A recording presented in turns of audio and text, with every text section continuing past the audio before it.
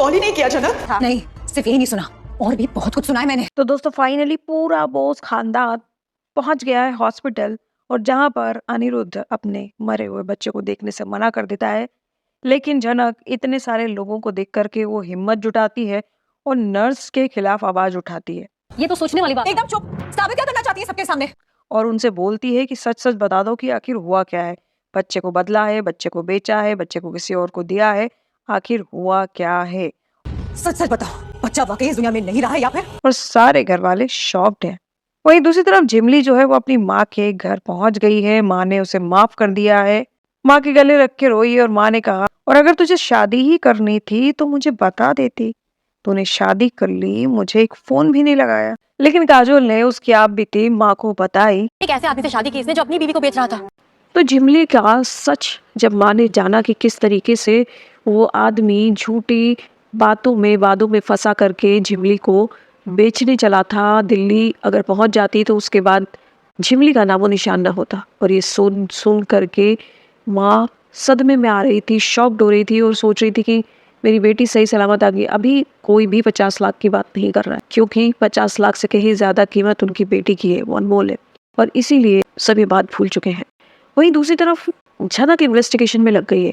झनक अब Sherlock Holmes का किरदार निभा रही है। मुझे अजीब सी फीलिंग हो रही है। और झनक ने ये ठान के रखा है कि वो सच्चाई जान के रहेगी।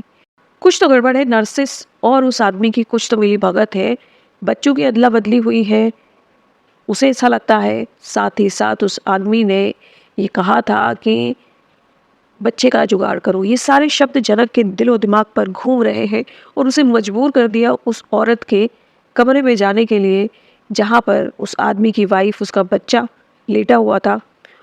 और झनक जाके देखती है उसके बच्चे को, तो उसको एहसास होता है ये तो अनिरुद्ध और अर्शी की तरह दिखता है। और वो लोग झनक को ही बच्चा चोर समझ लेते हैं और कहते हैं कि ये बच्चा चोर गैंग में शामिल है। लेकिन बोस परिवार की डॉन यानी कि मीनू आ जाती है। अब मीनू देगी झनक का साथ, और अब झनक को कोई भी माइकल लाल टच नहीं कर पाएगा, क्योंकि मीनू का प्रोटेक्शन मिलेगा झनक को। और मुझे ऐसा लगता है कि इन सब के बीच में ये लोग पुलिस को क्यों नहीं बुलाते हैं।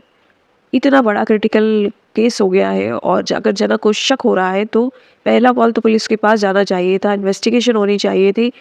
आपने एफआईआर दर्ज करवा दी तो आगे तो पुलिस देख ही लेगी। लेकिन जनक ने ही ठान लिया है ना कि उसको तो शर्लक होम्स बन के ही रहना है। अब मैं जनक नहीं, अब मैं शर्लक होम्स बनूंगी और मैं सारा केस सॉल्व करके रहूंगी। और जैसा कि हमने कहा था कि सारा इल्ज़ाम जनक के ऊपर आएगा, जनक की बदकिस्मती पे आएगा, जनक की लापरवाही पे आएगा, और वैसा ही हुआ। अनिरुद्ध अभी सोचने समझने की स्थिति में नहीं है, बेचारा एक्सप्रेशन भी नहीं दे पा रहा है कि आखिर वो बोले क्या, करे क्या। लेकिन जनक के पास बहुत सारे एक्सप्रेशन है और जनक ने डिसाइड किया है। और साथ ही साथ एक जो एक्सप्रेशन जो बड़ा ही वियर्ड लगा, जब छोटोन ने कॉल लगाया मिमी को, और मिमी का जो एक्सप्रेशन था, क्या आपको नेसेसरी लगा या अननेसेसरी?